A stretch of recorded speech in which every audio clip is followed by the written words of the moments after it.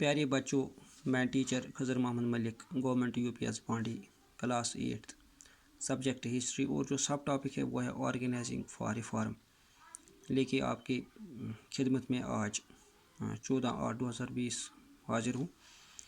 تو اگر ہم ریفارم کی بات کریں تو ہندوستانی سماج میں بہت ساری خرافات ہیں، مثلا یہاں پر بچوں کی شادی بالغ عمر پانے سے پہلے ہو رہی تھی، یہاں پہ ویڈوز کو دوبارہ شادی کرنا جرم سمجھا جاتا تھا۔ تو ہندوستان میں ذات پات اتنی زیادہ تھی کہ چھوٹے طبقوں کے لوگوں کو راستوں سے چلنے نہیں دیا جاتا، ان کے بچوں کو سکولوں میں تعلیم پڑھنے نہیں دیا جاتا، یا ان کو مندروں کے اندر داخل ہونے نہیں دیا جاتا۔ اور اس طرح سے اگر یہاں پہ بات کی جائے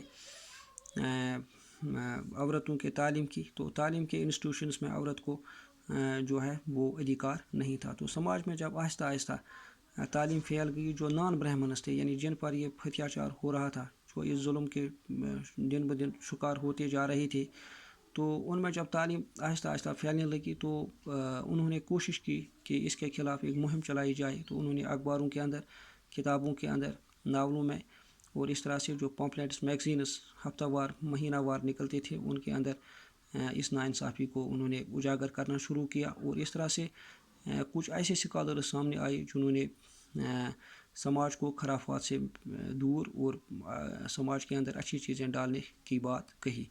تو اس میں اگر ہم آرگنائزنگ فار ریفارم کی بات کریں تو برہمو سماج جو ہے، یہ راجا رام موہن رائے نے 1830s میں، یعنی 1830 میں اس کی بنیاد ڈالی، اور اس نے کچھ اہم چیزوں کی طرف ہمارا ذہن جو ہے وہ اس وقت راغب کیا۔ تو اس نے کہا کہ جو بت پرستی ہے یہ ٹھیک نہیں ہے، اور اکثر ہندوستان میں جو ہے بلیاں چڑھائی جاتی تھی، بکریاں، گھوڑے وغیرہ، اس نے سیکریفائس کو بین کیا۔ اس نے کہا کہ یہ بھی ٹھیک نہیں ہے، اور اس نے کہا کہ ہمیں اس مذہب کا کرٹیسائز کرنا چاہیے جس میں ذات پات اور جس میں اونچ نیچ ہے، چاہے وہ کرسچنٹی ہو، چاہے وہ ہندوازم ہو۔ تو ان ساری پریکٹسز سے ہمیں باز آنا چاہیے، اور ہمیں ہمیشہ پازیٹیو اینڈ نیگیٹو اسپیکٹس ہر ایک مذہب جو ہے وہ ہائی لائٹ کرنے چاہیے، تاکہ اور انسان پازیٹیو بنے اور اسے پتہ چلے کہ اس میں نیگیٹیوٹی کون ہے، کیا ہے، کہاں ہے۔ تو اس طرح سے ڈارزو جو تھا ایک اسکالر تھا، چھوٹے ایج میں جب ہندوستان آیا تو کلکتہ کالج میں باسط استاد رہا۔ تو ہندوستان میں جب اس نے سیاسی، سماجی اور اقتصادی طور پہ لوگوں کو جب کمزور دیکھا، تو یہاں پہ اس نے ایک اور چیز دیکھا، وہ تھا کہ یہاں فریڈم آف تھاٹ اور فریڈم آف اسپیچ نہ ہونے کے برابر ہے، چونکہ جو وشیاس تھے اور جو شودراس تھے وہ برہمنس اور شتراس کے خلاف بول نہیں سکتے تھے، وہ اپنی ناانصافی کو اخباروں کی آواز بنا نہیں سکتے، اور وہ سماج میں موجود ناانصافیاں، ظلم و نابرابری کو اجاگر نہیں کر سکتے۔ تو انہوں نے جو ہے یعنی اس اسکالر نے ان سب کو اس طرح سے متحرک کیا، اس طرح سے ری آرگنائز کیا کہ وہ لڑیں، جسے ان کو فریڈم آف تھاٹ یا فریڈم آف اسپیچ، اپنی بات کہنے کا اور اپنا جو جذبہ ہے اس کی عکاسی کرنے کا ان کو موقع ملے۔ تو ڈارزو جو تھا یہ ہندو کالج کلکتہ میں باسط استاد تھا، پھر اس کی ڈیتھ جو تھی، تو یہاں پہ اس کا فوٹو بھی بنایا گیا ہے، کھینچا گیا ہے۔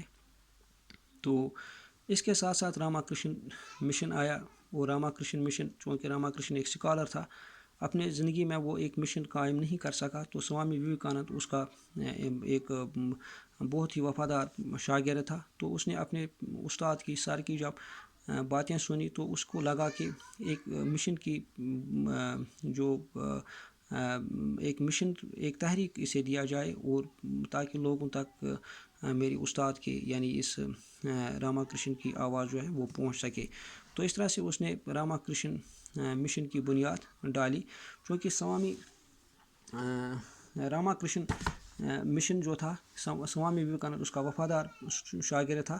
تو اس نے کہا کہ اگر سماج میں سماجی برائیوں کو ختم کرنا چاہیے، تب ایک انسان کو سماج کے لیے بے لوث خدمت کرنی چاہیے، جس میں جو ہے غریبی کو مٹانا ہے، کاسٹزم کو مٹانا ہے۔ تو یہ اس نے کہا، اور اس نے یہ بھی کہا کہ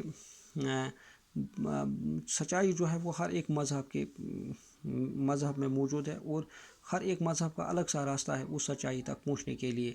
لیکن اس نے برہمو سماج کی تھوڑا مخالفت کی، وہ ریولسٹ ان نیچر تھا، اس وجہ سے کیونکہ اس نے آئیڈل ورشپ، یعنی جو بتوں کی یعنی پوجا پاٹ تھی، اس کو دوبارہ سے ریویو کیا، یعنی اس کو کہا کہ یہ ٹھیک ہے، کیونکہ جو برہمو سماج تھا اس نے آئیڈل ورشپ جو تھی اس کے خلاف آواز اٹھائی. تو 1893 میں اس نے ورلڈ پارلیمنٹ میں باسطِ جو کہ باسطِ ممبر شرکت کی ہندوستان کی طرف سے، جو کہ ایک پارلیمنٹ تھا ریلیجیس اسکالرس کا. تو وہاں پہ اس نے ہندوازم کو زیادہ فروغ دینے کی بات کہی. لیٹر آن مرگریت نوبل کے نام سے ایک آئرش وومن جو اس راما کرشن مشن کو آگے بڑھانے میں جس نے شرکت کی، تو اس نے بھی ہندوازم کی بہت تعریفیں کی، اور اس نے یہ کہا کہ ہر ایک مذہب کو اکٹھا رہنا چاہیے، اور جس میں مذہب کا جو نیکڈنس ہوتا ہے، جو وہ نیرونیس ہوتی ہے، تو وہ چھوڑنی چاہیے، یعنی آرتھوڈکسی وغیرہ کے وہ خلاف تھے. اس طرح سے ایک اور سماج آیا جس کا نام ہے پرٹھانا سماج. 1867 میں اس کی بنیاد جو تھی وہ عالم رام پندروگرانا نے ڈالی تھی، اور اس کے دو ٹیچرز تھے، ایک تھا کشپ چندرا سین اور دوسرے کا نام تھا کشپ چندرا سین. جو تھا وہ اس کا جو تھے وہ اس کو گائیڈنس پرووائڈ کرتے تھے. اس طرح سے پرتھانا سماج کی بنیاد 1867 بمبئی میں پڑی.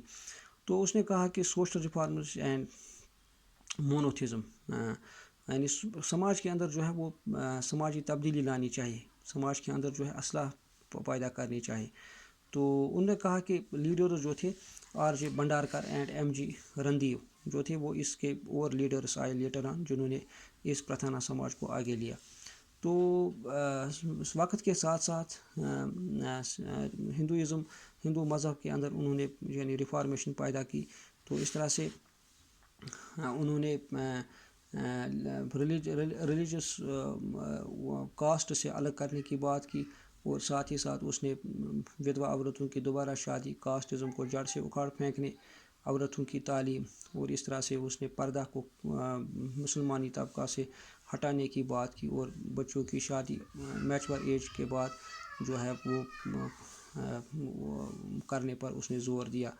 اور اس نے ہر ایک مذہب کو قبول کیا، اور ہر ایک مذہب جو ہے اس کے اندر سچائی ہے. تو اس طرح سے یہ ٹاپک جو ہے آج یہ ختم ہوا. تو اس میں نے پیارے بچوں آپ کو آرگنائزنگ فار ریفارمز کی بات کی. تو اس میں برہمو سماج آیا جو کہ راجا رام موہن رائے نے جس کی بنیاد ڈالی. تو اس طرح سے ڈارزو نے ینگ بنگال موومنٹ جو تھا وہ چلایا. اس طرح سے راما کرشن مشن جو ہے سوامی وویکانند نے اس کی بنیاد، اور پرتھانا سماج جو تھا 1867 میں جسے آتم رام پندروگر نے شروع کیا. تو آج اتنا ہی میں آپ کو پڑھا پایا ہوں. تو اجازت دیجیے، خدا حافظ.